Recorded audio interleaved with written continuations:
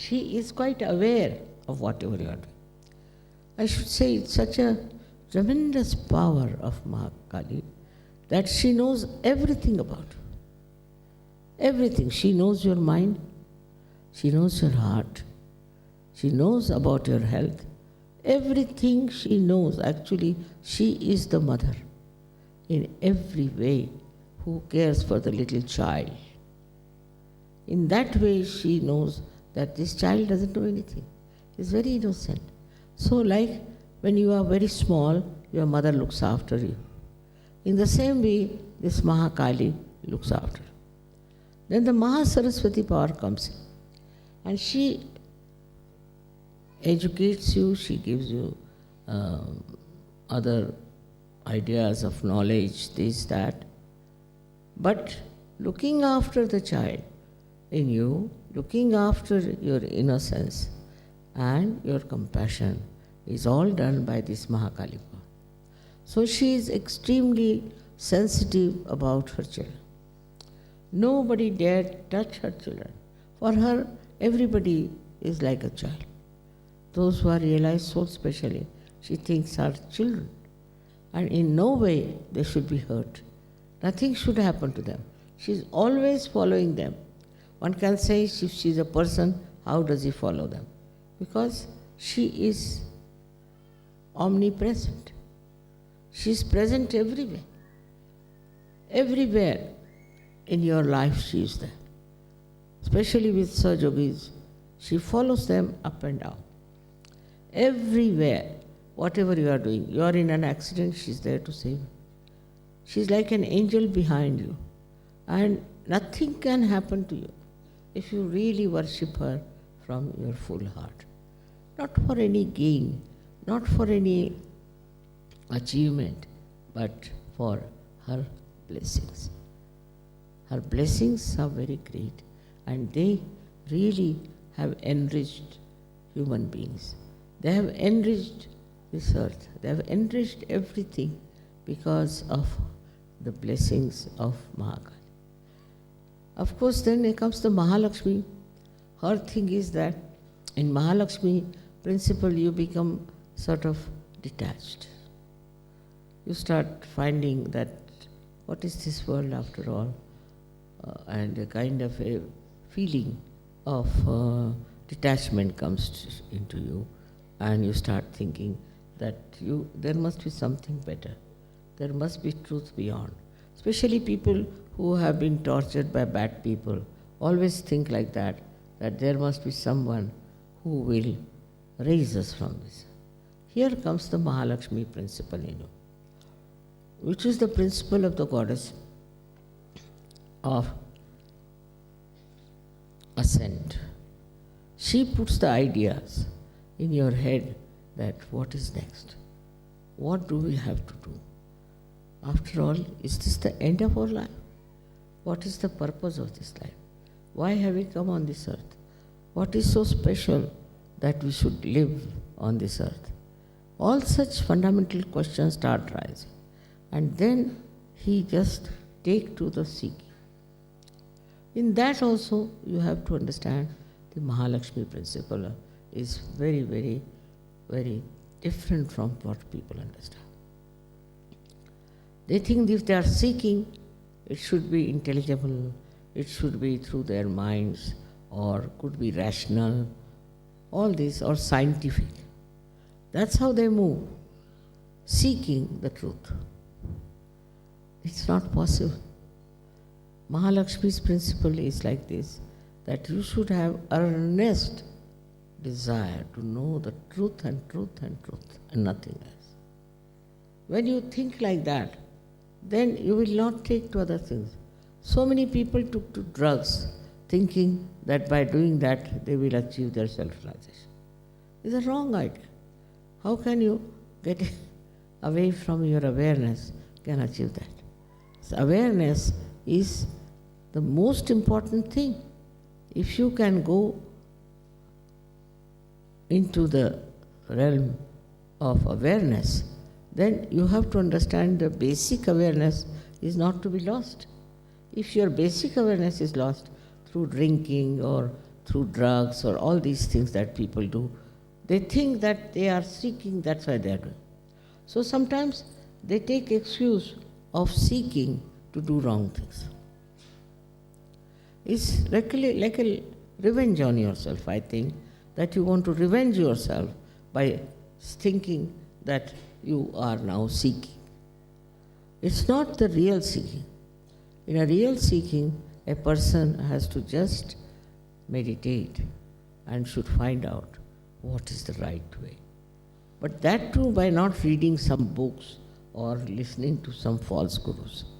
Actually, Kundalini awakening is the only way one can know the reality. There's no other way out.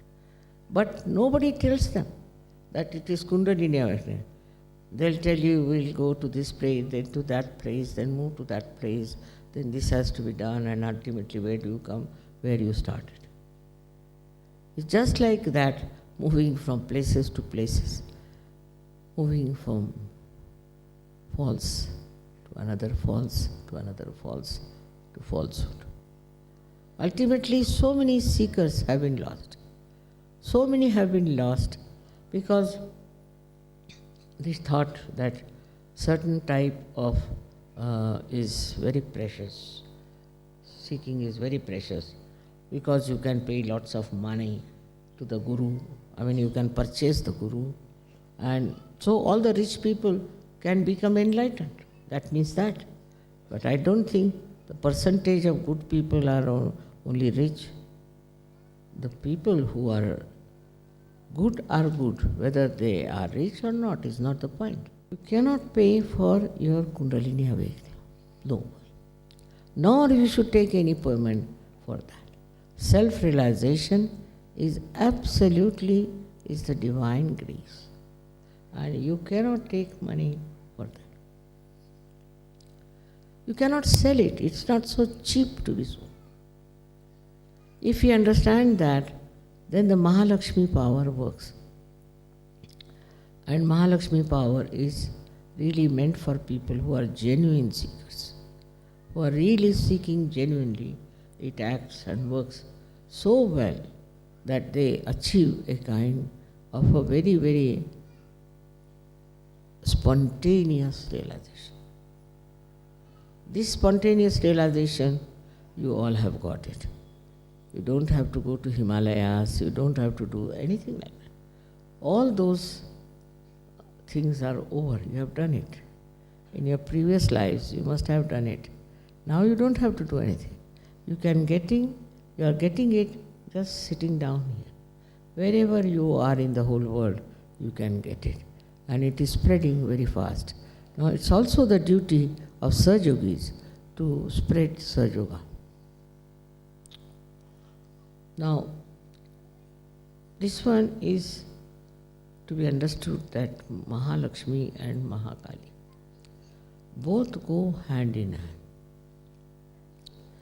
When you see Mahakali blesses you and she is with you and you are in her realm, the Mahalakshmi comes forward and she definitely helps you to achieve your realization and also to improve your problems, to help you, I mean the financial side of it you can call it, or in any way other problems also she solves. The greatest problem she solves, that your greatest desire to achieve self-realization is granted. So there is no competition between them. All these three powers work together and whatever is needed, they work it out. But it is the Mahakali who guides where what help has to go. And that's why the power of Mahakali is very much respected. What is our job is to worship Mahakali within us. Because what does she do? Perhaps we are not very aware of. First and foremost thing she does is to protect us. Wherever you may be, whatever you may be doing, in whatever peril you may be, howsoever dangerously you may be placed in life, she protects. First thing, she protects you. All the people who write to me how they were protected, how they were cured, how they were helped, is this thing that they should know that all this has happened because of Mahakali power within you. She exists within you. When you are worshipping Mahakali, you are worshipping the Mahakali within you. With due respect, you must know that this Mahakali is a very sensitive personality. She is very sensitive. If you try to do any wrong to anyone, she'll guide you. She'll tell you by many ways that this is wrong you are doing, why you are doing wrong to some person. But if you do not repent and come back onto the normal position, she gives you up. Once Mahakali gives you up, you are now exposed and become prone to all kinds of evil things. I would say, what's the matter with the baby?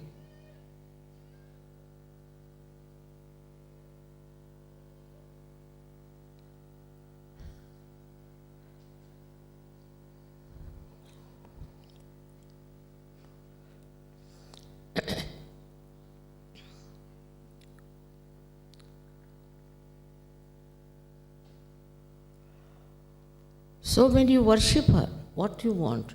You want her to protect you. In your discrimination, in your mistake, you might do something wrong.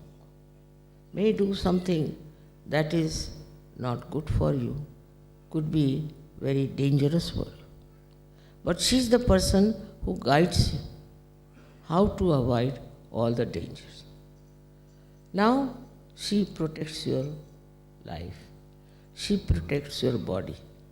She protects all organs of your body. She is the one who gives you all the security of life. In her realm, you feel completely secure. You are never afraid of anything. Because you have left her realm, you have come out of it. That's why, that is the reason you are afraid. But if you are under her beautiful guidance and her blessings, you will never feel afraid to do anything. You will never do anything wrong also. As soon as you will try to do wrong, she will hold your hand. She is really the guiding person. She is the one who actually gives us our existence. Without her, we cannot exist. Because she is the one who is the power of Shri Shiva. She gives us so many things. For example, she gives us the relaxation, the sleep. She gives you the truth. She tells you what is the truth and what is not. Sometimes people, so much in their ego, always try to believe that what I think is the truth. Then she's the one who points it out by creating a maya, a kind of a confusion, that you start thinking, what is this? So she is called also the one who gives us Bhranti, means illusions. She puts you to illusions also. She tests you, puts you to illusions, and she then ultimately takes you out of the illusions. She is the one who relaxes you because she takes over all your responsibilities. She takes over all your problems. She is the one who solves all the problems. It is we who forget to leave all the problems to her. If you just leave problems to her, all your problems are solved. Not only that, but you really feel blessed. It's not only physical, also it's mental, that she makes your mind absolutely free of worries. She doesn't worry. And she doesn't want you to worry. Coming to the point of Mahalakshmi, we have to understand what does it do, what is help, is that this Mahalakshmi channel or the Mahalakshmi's powers have created within us a proper balance, a proper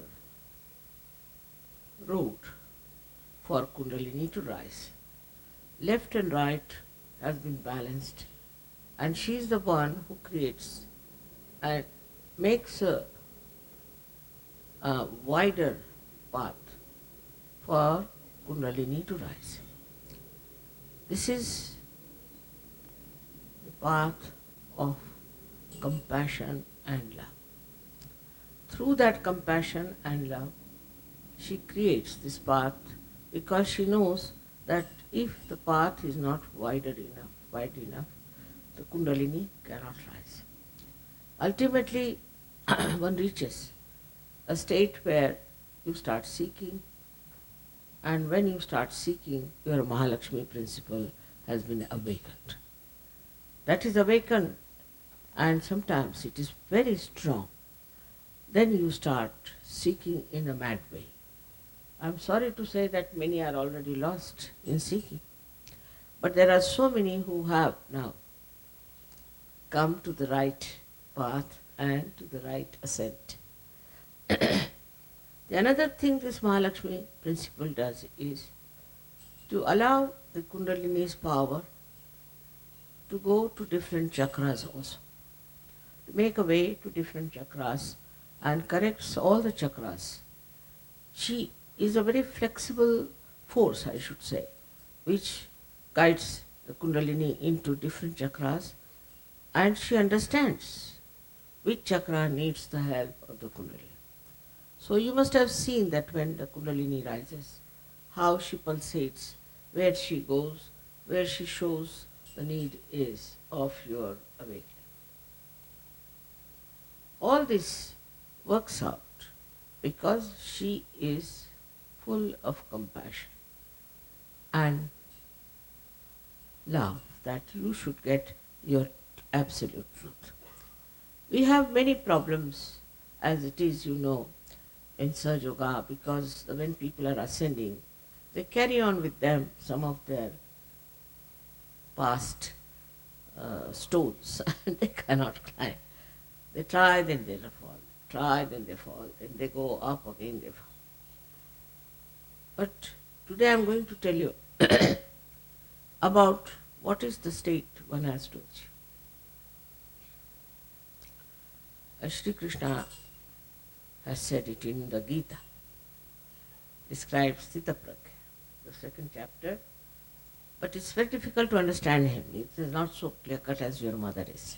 So people don't understand what he's saying. Can you close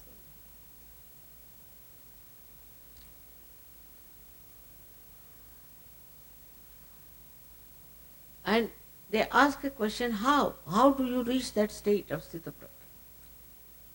How do you get to that stage? But Gyaneshwara, when he wrote his Gyaneshwari, he called it as the Sahaja Sthiti, is the state of search.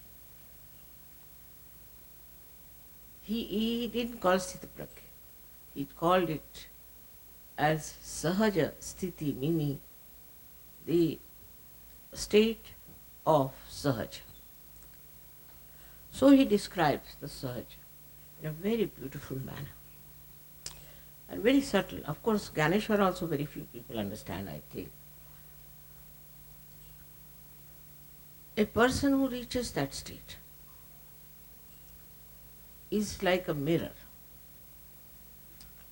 and so many faces pass over that mirror, so many look into that mirror, so many decorate in front of the mirror, but mirror is the same as it is. So the person who is a Sthitapragya or the person who is Sahaja is not bothered about what is facing him, who is facing whom, where he is. He stays within himself. He contains within himself. Like the sun, if the sun plays with his different rays, he is not lost. all the rays again return to it. In the same way, all the senses that we have, all the senses that are there do play around, but for a person who is in a sahaj state, it doesn't matter, makes no difference. He is not involved, he just plays around. Again, all of them come back. This is the state you all have to achieve. Then you are really Sahaja.